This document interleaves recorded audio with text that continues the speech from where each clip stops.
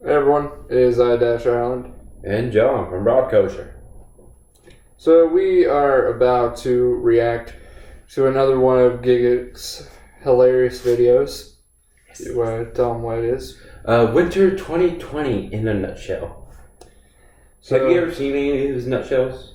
Only that one that we tried to react to, but the audio ended up... No, that was a specific anime in minutes. Oh, you're talking about a season in a nutshell. Yeah, seasonal anime in a nutshell. Basically, you want to get a meme version of what Winter 2020 anime was. So I guess we're gonna get to it. Alright, here we go.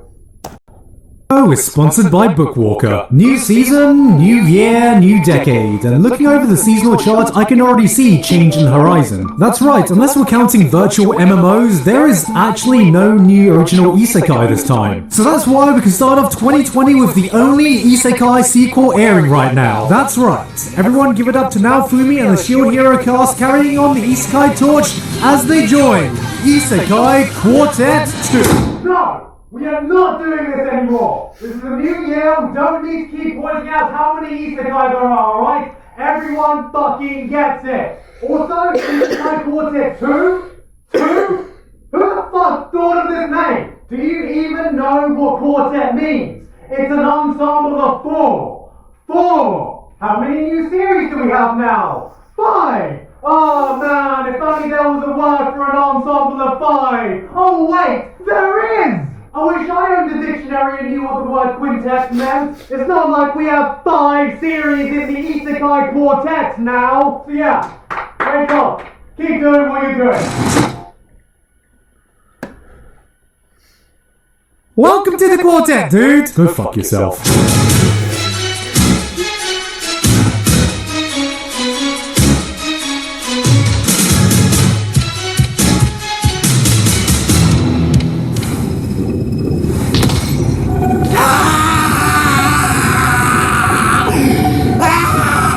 Let's open up to one of the most interesting concepts this season. The guy wakes up to a broken world with no knowledge of who he is or where he came from. He walks around and finds a dead body who he somehow recognizes and instinctively knows he must solve the murder. As we are presented more information, we find out this world has been constructed from the subconscious mind of a murderer, and by watching this detective piece together the twisted logic of this world, it gives real-time information on the location and identity of the killer that the police can use. This is a detective mystery that seems like a mix between Psycho Pass, Persona, and Minority Report. It almost feels like a long-lost Generabuchi show of the 2010s, and I'm looking forward to seeing how they explore this premise, because it's just refreshing to see new and original ideas in anime. The kanji for Ito can also mean other and earth.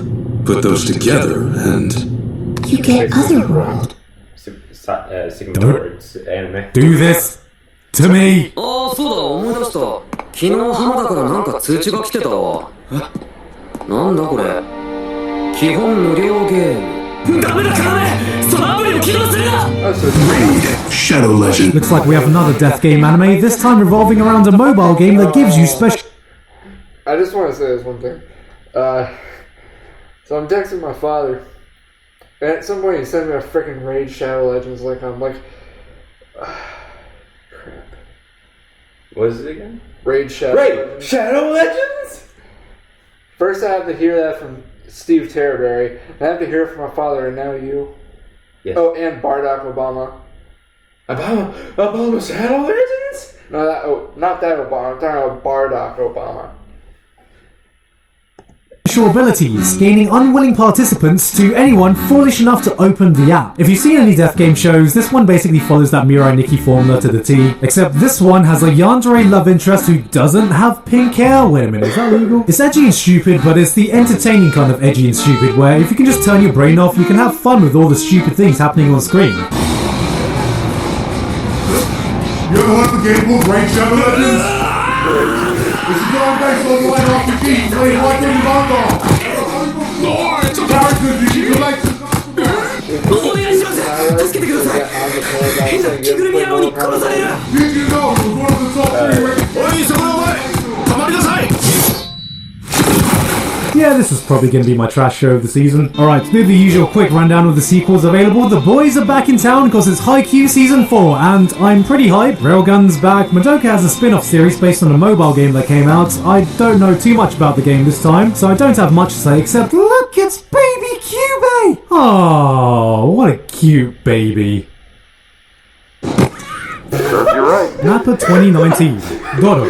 Mappa 2020, Dorohe Doro. Mappa 2021, Dorohe, Dorohe, Dorohe, Dorohe, Dorohe, Dorohe, Dorohe, Dorohe, Dorohe, Dorohe, Dorohe, Dorohe, Dorohe, Dorohe, Dorohe, Dorohe, Dorohe. This was my first time hearing of Dorohe Doro, so I had absolutely no idea what I was getting myself into. And then I watched the lizard guy swallow someone's head to see if a man living inside the lizard's mouth would recognize the face before dicing him up into little pieces, and I was like, alright, I have absolutely no idea what I'm getting myself into. But this is one that certainly stands out from the rest of the shows this season. The dystopian gritty world instantly caught my attention along with how unflinchingly vicious it is. Yeah, it's not exactly Studio Orange level 3D, but it's certainly not enough to put me off. Hell, it's easier to stomach than how damn brutal it can get sometimes, so you have been warned.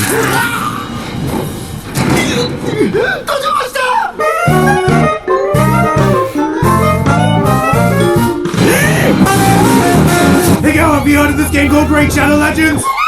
It's a turn-based MMORPG PvP you can play right on your mobile! This show is bad. Like, I'd like to think we've grown past the point where a main character straight up groping a girl should be seen as a charming trait because he's a cool-looking protagonist, but I also don't know how I'm supposed to feel sorry for a girl who's just so annoyingly stupid enough to fall for the anime equivalent of, hey kid, wanna come into my van for some free candy? I see nothing wrong in that. This isn't free candy! And it's a shame because you know what? This actually has a semi-interesting concept and world with some of the most unlikable characters you can think of. So, is that enough for me to stick with it? Have you heard of this game called Raid Shadow Legends? I don't know enough about With anime. over 200,000 reviews, it's almost got 5 stars! It's just Well, it looks like a character from Inuyasha. I think it's the boss or Probably not. Pop quiz. Tell me what these three things have in common. Watching a man dedicate years of his life to beat a world record of an arcade game nobody plays anymore, and that's a physicist talking about origami, keep your hands off Azuken, and this guy who can pound mochi at an unreasonably fast pace. That's right.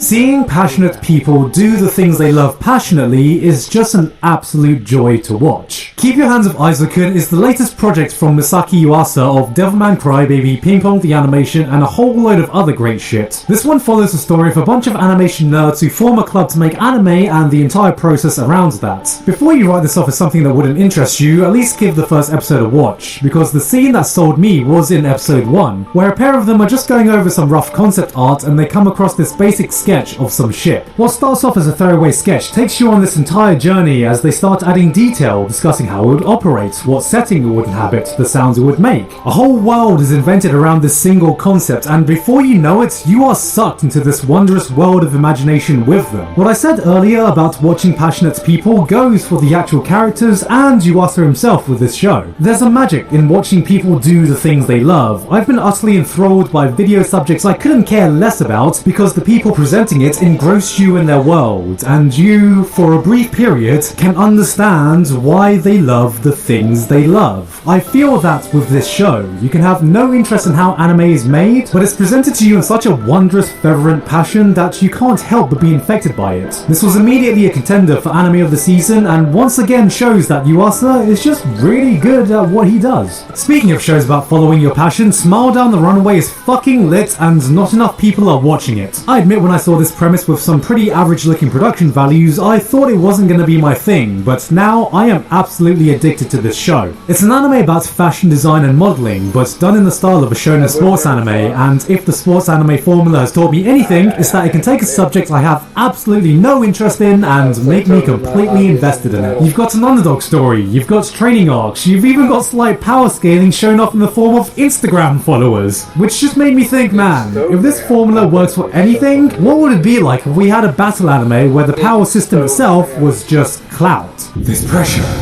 I've never sensed anything like it before. Hey! What does the Social Blade say about his clout level? It's over 9 million followers! What? 9 million? Impossible! I've never even seen him before! You fools! I haven't even done a face reveal yet! This is my toughest opponent yet. I'm gonna have to use the forbidden technique. This technique! It can't be! This video is sponsored! He wouldn't! By Bookwalker! Hey, did you know that Bookwalker is the official Kadokawa ebook store for all Kadokawa titles and beyond? You can even Also find known source as a material for a replacement lot of for the shows Wattpad. airing this season. Including Inspector, Small Down the Runway, and yes, even interspecies reviewers. Yeah, it has to be a scene from Inuyasha. No, so that's from Thunder. Dang. If you're a new user, you can also use coupon code Gigguk for $5 off. Oh my god, I didn't know that. Yeah, I've never said that before. Yeah, you've never said that before. So get on down to Bookwalker and you can read a new manga and light novel today. Alright, back to the video. We've got our fair share of the supernatural this season. First, toilet-bound Hanako-kun is about a toilet spirit who helps solve the little girl's problem. I've heard good things about the manga, and after watching the first episode...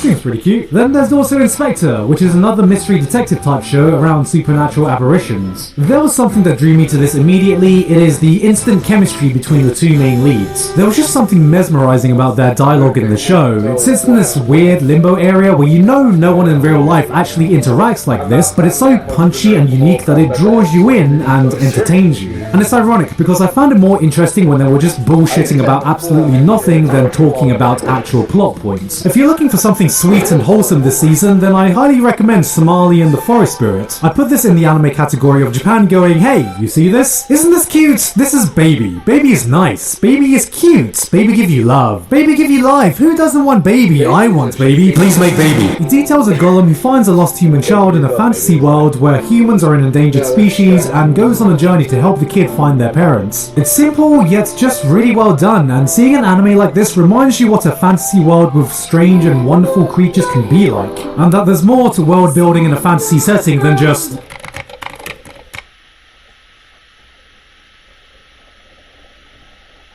My job here is done. It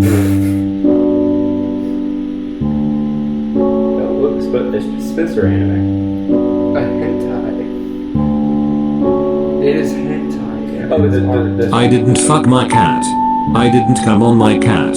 I didn't put my dick anywhere near my cat. I've never done anything weird with my cats.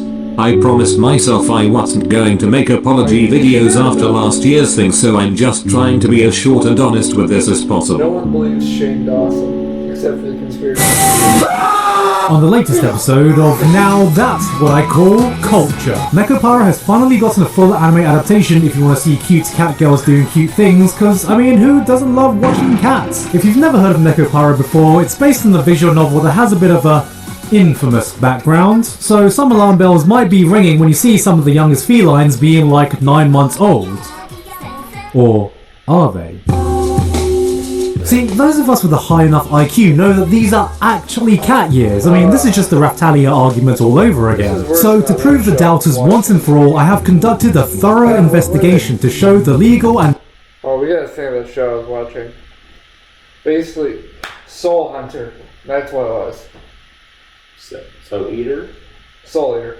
Yeah. What am I thinking? It's Soul Eater when there's that witch that can transform her cat. That was just weird.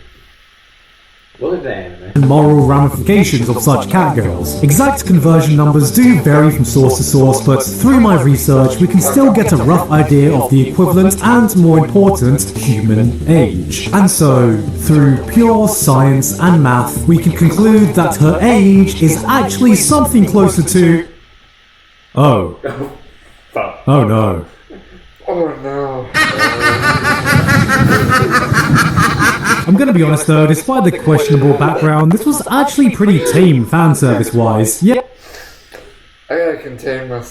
I know, but aside from a few scenes, it's mostly just wholesome fun, especially compared to some of the other stuff we've been seeing. If this is really the worst anime has to offer right now, maybe anime has started the new decade by turning over a new leaf. Turning over a new leaf. Turning over a new leaf. Turning over a new leaf.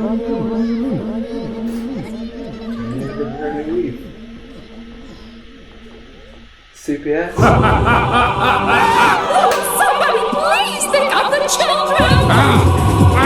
I can't see big anime titties anymore. Because most of them are childless single men who masturbate to anime. At first you had my curiosity, but now you have my erection.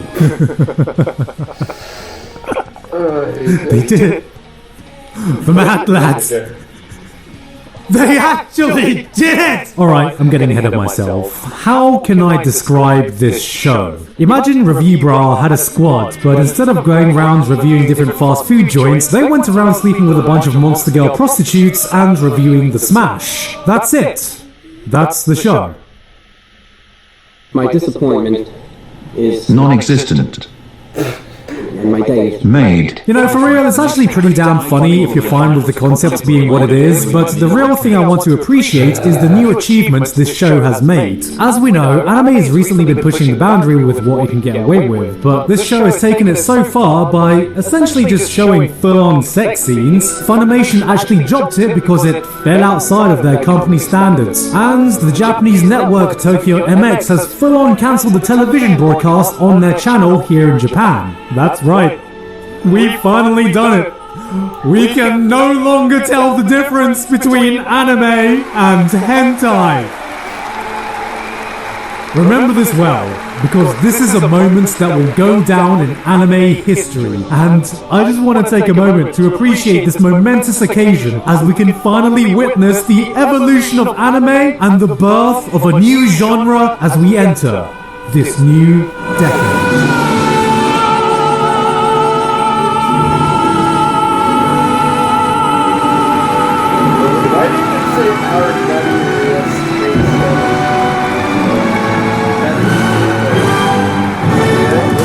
Thank you.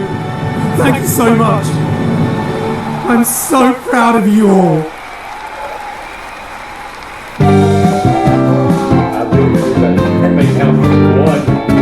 Hey guys, hope you enjoyed that video. Thank you very much for Daddy Bookwalker for sponsoring me again today. You can click the link below to find all the source material they have for all the airing shows this season. And with that said, thank you very much to Weebologist Ricky, Zopmondo, BDD in Your Life, Domis Pietato, Walto, Lauken, and everyone else on my Patreon for helping to support me for this month. Also, just a quick announcement, but this summer I will be attending SmashCon in Sydney, Australia on the 18th and 19th of July, I think. It's going to be my very first time in Australia, so I'm pretty excited. So, yeah, hope to see any of you Aussies out there. Anyway, that's it from me. No further updates today. I've been Gigguk, and I will see you